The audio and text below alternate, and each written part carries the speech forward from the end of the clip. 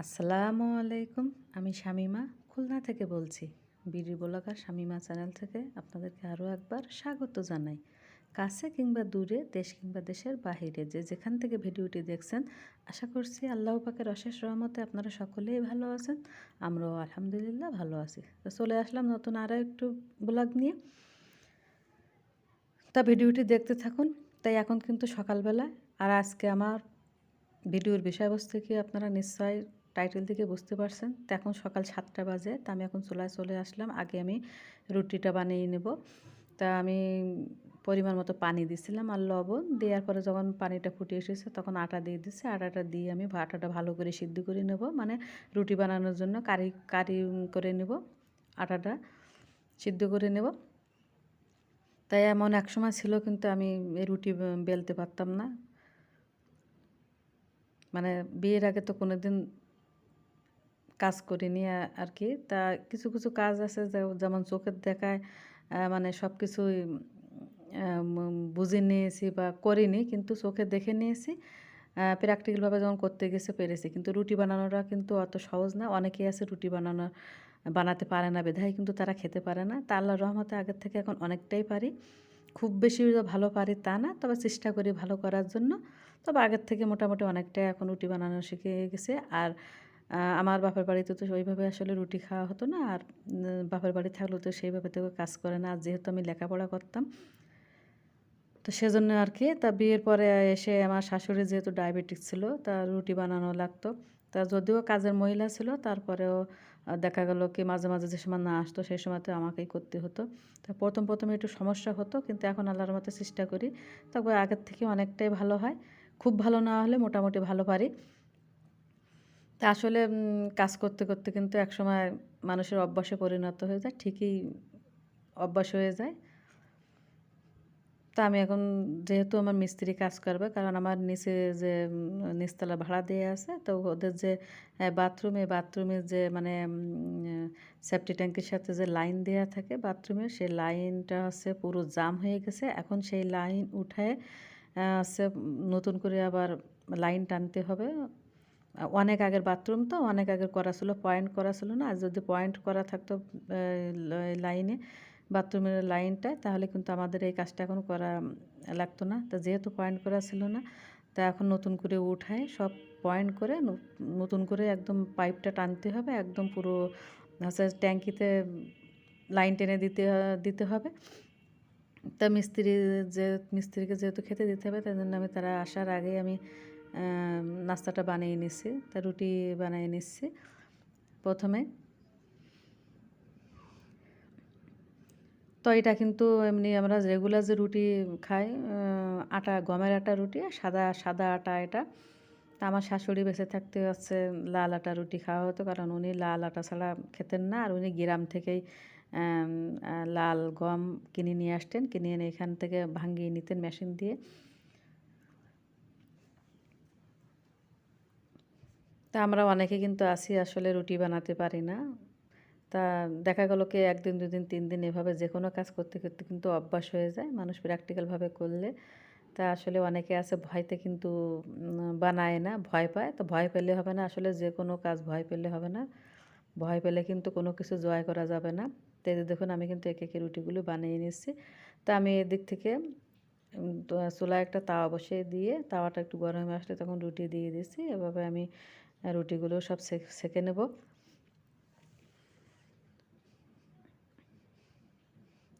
তা আসলে আমাদের মেয়েদের কিন্তু কাজের কোনো শেষ নাই। আপনি বাপের বাড়ি যতই বড়লোকের মেয়ে বা রাজার মেয়ে বা যতই লেখাপড়া শিখেন না কেন, শ্বশুরবাড়ি এসে কিন্তু কম বেশি সকলেরই সব কাজ করা লাগবে। তো এইগুলা কিন্তু আসলে আমাদের মেয়েদেরই কাজ।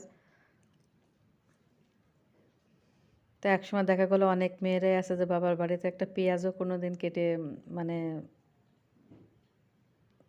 কাটেনি আর কি, কাটতে জানে না। কিন্তু শ্বশুরবাড়িতে এসে কিন্তু সব কিছু করতে হয়। তা সবাইরই কিন্তু কম বেশি করা লাগে। তা আমার এরকম একটা ঘটনা আছে। আমার বিয়ের আগে কিন্তু আমার শাশুড়ি আমাকে দিয়ে পেঁয়াজ কাটিয়েছিল, যে মানে উনি এম এটাই বুঝতে চাইছিল যে পেঁয়াজ যদি আমি খুব দ্রুত করতে পারি তাহলে বুঝবে যে আমি কাজে পটু আছি, মানে কাজে খুব এক্সপার্ট আছি। তা তা আমাকে পেঁয়াজ কাটতে দিয়েছিল। তা আমি যদিও কাজ কাম সেভাবে করিনি, তারপরে আমি এমনি চোখের দেখায় দেখি আমি যেকোনো কাজ খুব দ্রুত করতে পারি আল্লাহর রহমতে।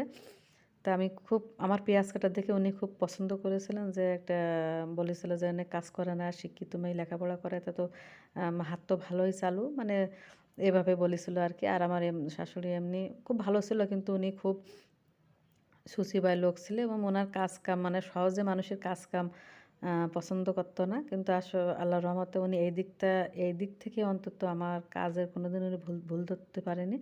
উনি সবসময় বলতো যে আমার আমার নাম ধরেই বলতো যে অন্য ৩ মহিলা যে কাজ করে, আমার শামীমা বা আমার নাম ছোট করেই বলতো শাম্মী, আমার শাম্মী একাই সে কাজ করতে পারে।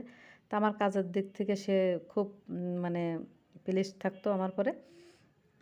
তো এদিক থেকে কথা বলতে বলতে কিন্তু আমি রুটিগুলো সেঁকে নিচ্ছি একে একে। তা রুটি কোনোটা একটু কম ফলবে, কোনোটা বেশি ফলবে, আসলে এটা তো কোনো বিষয় না। তা অনেকেই আছেন রুটি কিন্তু টোটালি বানাতে পারেন না, ফেটে যাবে বা গোল হয় না ৩ কোনা। আমারও যদিও অত খুব বেশি ভালো হয়েছে কিনা আমি জানি না, তবে আমি চেষ্টা করি।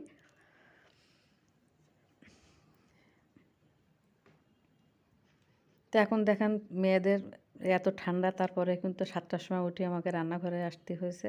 আমি ৭টারও আগে এসেছি, কারণ আমি অন্য কাজও করেছি। পরে ৭টা বাজলে আমি তখন চুলা ধরাইছি। আমি ভাবছি যে আমি রুটিগুলো আগে বানিয়ে নিই। তাই দিক থেকে কিন্তু রুটিগুলো বানানো হয়েছে। আমি এখানে প্রায় ১৬টা রুটি বানিয়ে নিয়েছি। তো এখন আমি দুপুরে রান্না করার জন্য আমি তরিতরকারিগুলো সবজিগুলো কেটে নিব, কেটে গুছিয়ে রাখবো। তো এখানে আমি কালি নিয়েছি, তা কালিগুলো আমি এরকম ছোটো ছোটো করে কেটে নেব, আর এর সাথে ফুলকপি দেবো, কারণ গত দিন আমি এর কালি আর ফুলকপি দিয়ে ধনেপাতা দিয়ে মানে ভাজি করেছিলাম, খুব ভালো লেগেছিলো। তো আমার হাজব্যান্ড খুব পছন্দ করে এই ভাজিটা রুটি দিয়ে খেতে।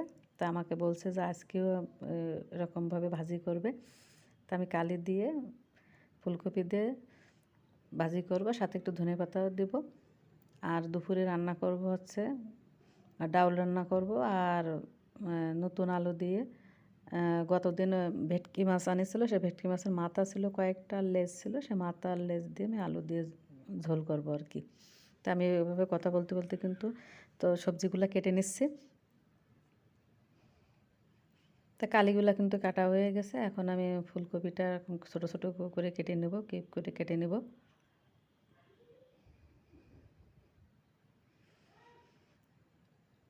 তাই এখন কিন্তু সকালবেলা কিন্তু খুব ঠান্ডা, সকালের ঠান্ডাটা কিন্তু গায়ে লাগে বেশি। আমার কিন্তু ২টা সোয়েটার পরা, আমার খুব মানে ঠান্ডা লাগে। দেখুন ফুলকপিগুলো কিন্তু আমি এরকম ছোটো ছোটো করে যে কিউব করে কেটে নিয়েছি। আমার শীতের সময় যেমন শীত লাগে, আবার গরমের সময় অতিরিক্ত গরম লাগে। তা আমি কিন্তু 2টা সোয়েটার পরে রান্নাঘরে কাজ করতেছি, প্লাস পায়ে মোজা পরা আছে। মানে আমি ঠান্ডা সহ্য করতে পারি না, আমার কোল্ড অ্যালার্জি আছে, কারণ আমার অপারেশন করা হয়েছিল। অপারেশনের পরে আমার 3 ব্যাগ রক্ত দেওয়া লাগছিল। সে রক্ত দেওয়ার পর থেকে আমার অ্যালার্জি আগে ছিল না, সে অ্যালার্জিতে খুব ডিস্টার্ব করে, আর সেখান থেকে আমার কোল্ড অ্যালার্জির সমস্যা হয়েছে। তো আমার কি অপারেশন করা, কি জন্য অপারেশন করা হয়েছিল, কোনো এক ভিডিওতে ইনশাল্লাহ আপনাদের সাথে শেয়ার করব। তাই এদিক থেকে কথা বলতে বলতে কিন্তু আমি কালি আর ফুলকপি কেটে নিয়েছি। এখন আমি পেঁয়াজ কেটে নিব, ঝাল পেঁয়াজ কেটে নিব, একটু রসুন কুচিয়ে নেব, আর এই ধনে পাতাগুলো ধুয়ে কুচি করে কেটে নেব। এখন যেহেতু শীতের সময়, এখন কিন্তু সব কিছুতেই যেমন ভাজিতে দেবো, আমি ডালে দেবো, আবার তরকারিতে দেবো, সব কিছুতে কিন্তু ধনেপাতা দিব। তা প্রথম আমার যখন বিয়ে হয়েছিল তখন কিন্তু আমি ধনেপাতাটা খেতে পারতাম না, আমার খুব গন্ধ লাগতো, একদম সহ্য করতে পারতাম না। কিন্তু এখন খেতে খেতে অভ্যাস হয়ে গেছে, এখন মানে অনেক ভালো লাগে। এখন মনে হয় কি না দিলে তরকারির জন্য ভালো লাগে না, এমন একটা অবস্থা। তা বলে না মানুষ অভ্যাসের দাস, তা খেতে খেতে এখন অভ্যাস হয়ে গেছে।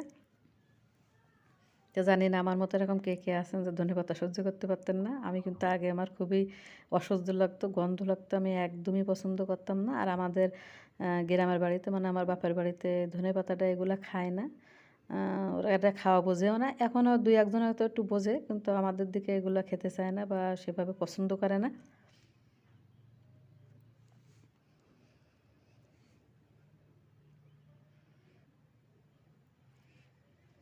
তো ধনেপাতাগুলো আমি কুচি করে কেটে নেব।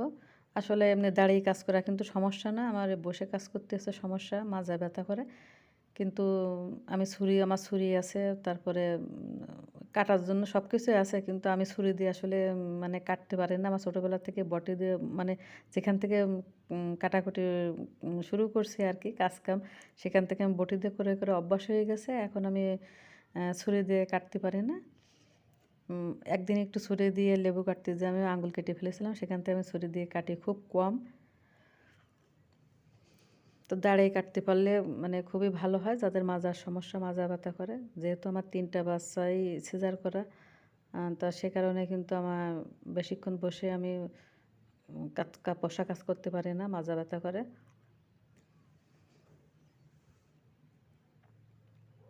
তা আমার মতো এরকম কার কার মাজা ব্যথা আছে বা সিজার করা আছে, তারা অবশ্যই কমেন্ট সেকশানে কমেন্ট করে জানাবেন। তাই আমি এখন কথা বলতে বলতে কিন্তু ঝাল পেঁয়াজগুলো কেটে নিলাম, এখন আলুগুলো কেটে নিব। তো যেহেতু নতুন আলু, তাই এগুলো আমি একটু এরকম খোসাগুলো ছাড়িয়ে নিচ্ছি। প্রচুর বালি এখন এই নতুন আলুতে, আর নতুন আলুগুলো না বেশি দিন থাকে না, নষ্ট হয়ে যায়। এগুলো একবারে বেশি আনাও যায় না। আর আমাদের তো যে কোনো জিনিস আনতে বললেই, মনে করেন যদি বলি আলু নিয়ে এসো, 5 কেজি নিচে আনবে না। যে কোনো জিনিস এরকম সবসময় বেশি বেশি করে আনে, বলে বেশি কিনলে এতে সময়ও বাঁচে, টাকাও কিছুটা সেভ হয়, কষ্ট কমায়, সে তাই বলে। অল্প কোনো জিনিসই আনতে পারে না আমার হাজব্যান্ড, সে একবারে সব কিছু বেশি বেশি কিনতে চায় বা কেনেও।